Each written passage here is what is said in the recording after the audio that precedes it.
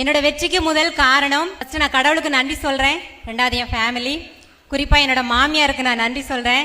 அவங்க இல்லைன்னா நாங்க இல்லை, என்னை நல்லா பார்த்துக்கிட்டாங்க.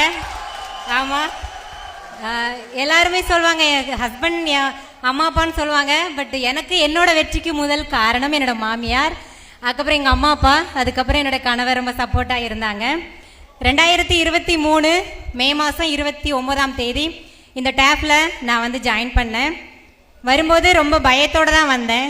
ஏன்னா வயசு வேற நம்மளுக்கு 33 கிட்ட ஆயிடுச்சு. ஸோ நம்மளால் படிக்க முடியுமா, படித்தா நம்மளுக்கு மனசில் இருக்குமா அப்படிங்கிற ஒரு பதட்டம் எனக்கு இருந்துக்கிட்டே இருந்துச்சு. நான் வந்த புதுசில் பார்த்தா எனக்கு இங்கே ஸ்டாஃப்லாம் ரொம்ப பிரமிப்பாக இருந்தாங்க. எல்லாருமே ரொம்ப நல்ல ஸ்டாஃப், நல்லா அவங்களோட அருமையான டீச்சிங், அது முதல் காரணம் எங்களோட வெற்றிக்குன்னு சொல்லலாம்.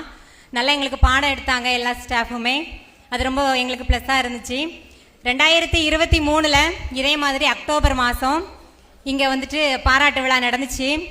அப்புறம் நான் என்னோட staff Thangaraj sir, biology sir கிட்ட சொன்னேன், சார் அடுத்த பாராட்டு விழாவில் இதே மேடையில் நான் நின்று பேசுவேன் சார், நான் போஸ்டிங்கோட வருவேன், நான் எதிர்பார்த்த மாதிரி விஏஓ போஸ்ட் எடுத்துகிட்டு வந்து நின்று நான் பேசுவேன்னு சொன்னேன். நோட்டிஃபிகேஷன் வந்துச்சு.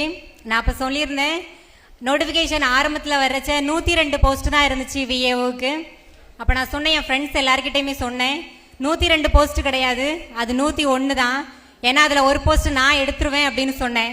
இப்போ என் ஃப்ரெண்ட்ஸ்லாம் சொன்னாங்க, 101 போஸ்ட்டில் 102 போஸ்ட்டில் ஒரு போஸ்ட் வாங்குறது ரொம்ப பெரிய விஷயம் ஜோஸ்பின், நீ நல்லா படிக்கணும், நீ ஃபஸ்ட்டு 2 நாள் கவுன்சிலிங்கில் போனால் தான் உனக்கு அது கிடைக்கும் அப்படின்னு சொன்னாங்க.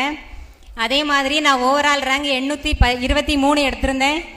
எனக்கு அதே மாதிரி நான் திருவாரூர் மாவட்டத்தில் நான் விஏஓவாக இப்போ நான் ஜாயின் பண்ணிட்டேன். இப்போ இங்கே இதே மாதிரி நிறைய பேர் இருப்பீங்க, நிறைய ஸ்டூடெண்ட்ஸாகவும் இருப்பீங்க, வெற்றியாளர்களாகவும் இருப்பீங்க. அவங்களுக்குலாம் நான் சொல்கிறது ஒன்று தான், சாதாரணமான வெற்றி இல்லை இது. எனக்கு நிறைய போராட்டங்கள், 3 வருஷ போராட்டங்களுக்கு அப்புறம் தான் இது கிடச்சிச்சு.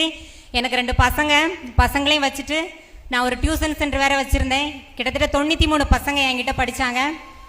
அவங்களையும் வச்சுட்டு நான் படித்தேன். அதனால் டைம் இல்லை, படிக்க முடியல அப்படின்னு நினைக்காதீங்க. டைமை நீங்களே உருவாக்கிக்கோங்க, படிங்க, வெற்றி நம்மதே. தேங்க்ஸ்.